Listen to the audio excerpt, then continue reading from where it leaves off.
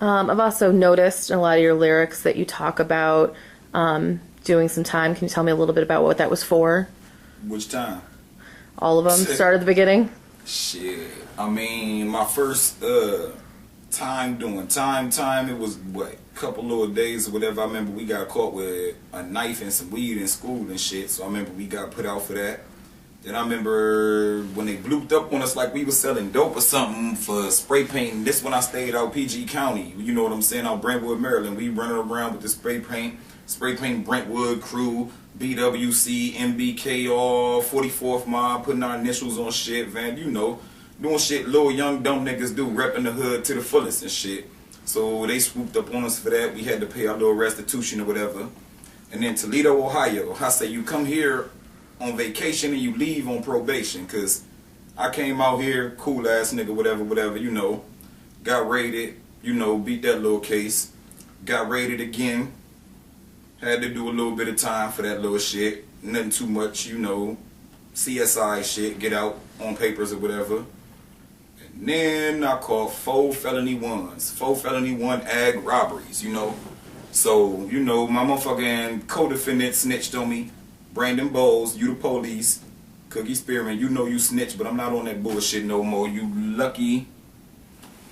See, certain shit I'm gonna leave off tape for the sake of, you know, people got families, people got kids, people got shit they going through, whatever. But I caught 4 felony 1s, and at the end of the day, I pleaded to 2 felony 2s. So they gave me 2 years for each one of the ones I pleaded to and ran them back to back. I had to do 4 years, the whole 4. So I did 3.5 locked up, went down to CRC, went down to North Central Correctional, and then I had to do 6 months in the VOA. That's the halfway house, like a little work release type jump. You know, you still locked in at night, but in the day you gotta get out, go look for a job, bring back your paycheck, yada yada yada. You fuck up, they send you right back to the joint. So those just a couple of my little, you know what I mean? It's plenty of times that I got away with shit that I should have been locked up a long time for, but that's my main shit right there. Shit, I done had what? Felonious assaults and my fucking possession charges and my fucking... I don't catch petty cases though. Like, nah, we don't catch little cases. I catch felonies. I don't catch misdemeanors. The only misdemeanor shit I caught was for some driving shit. So we don't do that little shit, man. Sounds like you experienced a lot. Do you have any advice for your younger fans who may be kind of at the beginning of all that and have a lot ahead of them? Man, don't be like me, be better than me. You see, if I was really still running around doing all that, popping my pistol at niggas and rah-rah shit, I wouldn't be sitting right here to be able to tell y'all niggas about it. You know what I'm saying? A motherfucker be gunning for my head, or I'd be locked up, some old other shit. You know what I mean? So when you hear me say mob entertainment, look at it as entertainment. Just like when you sitting back watching a movie. You know you ain't supposed to get up and go do that shit you see on that movie. So you know you ain't supposed to get up and go see what you hear me saying. You know what I mean? And at the same time, the parents ain't supposed to be letting their kids hear this shit anyway, because why is your kid listening to and watching me when you supposed to be guiding them down the right path? If you don't like what I'm saying, then keep them away from me. You know, I'm that kid your parents warned you about. So I'm all grown up now. Awesome, great advice. What do you have up and coming soon? What are you working on? Man, I got a show March 8th at Tequila Sheila's for my nigga Rob Wells. He got a birthday bash down there. So, matter of fact, y'all need to look my nigga up, ROBBRELLS, my nigga Rob Wells. I got another month. Matter of fact, y'all need to go check out my new song called Bust It, Bustit. That's on YouTube right now. I got another mixtape, Tales from Two Cities Part 2 coming out, DC and Toledo. I'm on my nigga Rob Wells' new mixtape coming out. I'm on my homeboy THC, Toledo Highest Criminals' new jump. Man, we doing a lot of shit. I got the video out to Bust It. I got another video about to come out to Paper Chasing.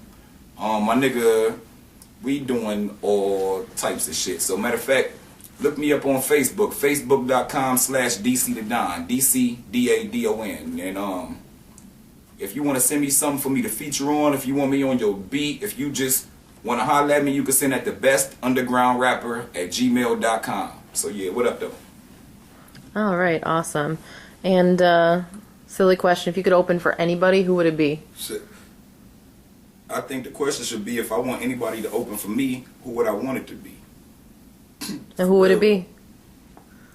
You know what? That nigga Kanye, he be having some crazy ass shows. I fucks with Kanye. I fucks with Jay-Z, like I said earlier. Well, fucking already done opened up for the nigga Chip the Ripper. He from Cleveland. That's one of my fellow Ohio niggas right there.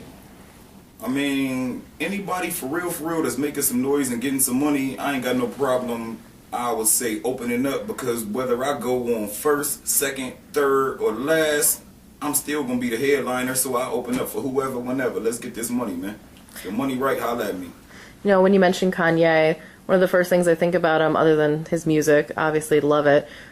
Second thing I think of is his fashion. What do you do? Do you have like a certain image as far as like clothes, trends? Like, what are you into? Not Kanye fashion. I'm not dogging a nigga, because I mean, the nigga be G'd up, you know what I'm saying, for what he do, you know what I'm saying. But I don't get into the little skinny jeans and the little jackets and stuff. But I don't knock the niggas that do. It's just, I don't get down like that. So if you hear me say something crazy about that shit, that's because we don't rock like that, you know what I mean. But me, you can catch me in a pair of jeans and a motherfucking polos, some motherfucking sweatpants and a hoodie. You can catch me in some jeans and a t-shirt. But everything I got, I'm going to say 98% of everything I got, I'm still going to be name brand. You know what I'm saying? I stopped wearing Forces, a few years ago. But everything I got is still going to be name brand. And if it ain't, it's still going to be fashionable.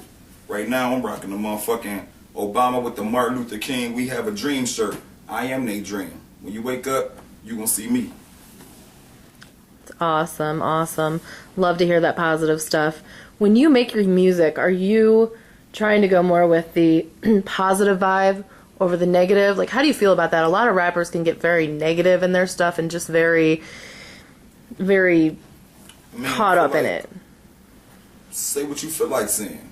You know what I mean? That's the art of freedom of speech. If you feel like being a gangster, then be a gangster. If you feel like being positive, then be positive. But whatever you speak on, be about that. You know what I mean? Don't run around claiming to be one thing and then your actions showing something totally different. You know what I'm saying? Unless it's from the simple fact of you rapping about your past life. If you really was getting it and you was a grinder and you yada yada yada, then that gives you the right to rap about that. But if you ain't never did it, if you ain't never walked a day in the life of the streets, you know what I'm saying, and you had no business speaking about the streets. I mean, I respect the niggas that used to run around the streets and cause all types of trouble or whatever, and now they got themselves a legal job and taking care of their peoples. I mean, I respect that to the fullest. So if you feel like hopping on the track talking about whatever, you done already been there. So, but for certain motherfuckers that hopped in this game and they grew up in this industry, now they starting to rap about this street shit and they don't even know nothing about that for real. And I'm not here to name names, but y'all know who I'm talking about. Some of these motherfuckers run around waving bandanas in your face, throwing up gang signs, and they ain't about that life. So, with that being said, I'm gonna move to the next question. Okay. A lot of issues recently and in the past few years have gotten a lot of rappers into trouble carrying a weapon on them. How do you feel about security carrying a weapon when they're around you? How do you feel about having weapons around you in general? Big national debate about guns. How do you feel about it? I mean, I feel like this. They ain't stopped making guns after they made mine. You know what I mean? I grew up in a neighborhood where if you ain't have one, the person next to you probably did. You know what I mean? That don't justify it, but in one aspect, I'm immune to it. It's America. You know what I mean? Motherfuckers get shot and die every day. So I don't agree with the motherfuckers who go crazy and go up in malls and shoot up the mall or shoot up the kids and all that little crazy shit. But some motherfuckers need to be shot. For real. Some of you niggas need to be shot. Because you doing things that are not called for you to be walking around these streets in a safe manner. You know what I mean? You can't call yourself one to hang with this person 1 minute and rob them the next minute and still think everything cool. You can't call yourself trying to fuck your homeboy girlfriend. You can't call yourself running up in everybody's spot. You can't call yourself living a life of a gangster and think ain't nobody gonna come see you. You know what I mean? So it's guns everywhere. It's gonna be guns everywhere. Whether I got one or not, whether my security got one or not, just trust and believe it's no